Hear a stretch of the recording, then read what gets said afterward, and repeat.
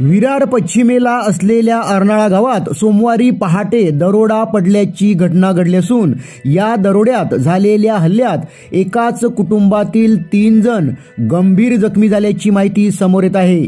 या घटनेनं अर्नाळा गाव पूर्ण हादरलं आहे।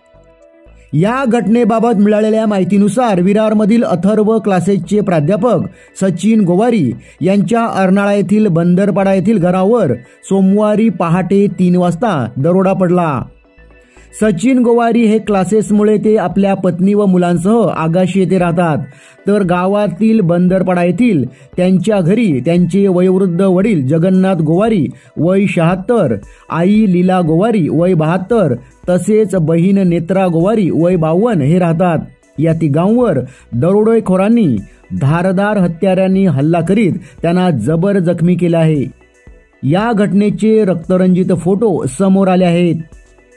या घटनेची माहिती मिळताच अर्नाळा परिसरात भीतीचे वातावरण पसरले आहे। घटनास्थळी वरिष्ठ पोलीस अधिकारी, अर्नाळा सागरी पोलीस ठाण्याचे पोलीस दाखल झाले असून पोलीस तपास सुरू केला आहे। धारदार शस्त्राने एकाच कुटुंबातील तिघांना गंभीर जखमी करणाऱ्या या हल्लेखोराला तात्काळ अटक करा अशी मागणी ग्रामस्थांनी केली आहे।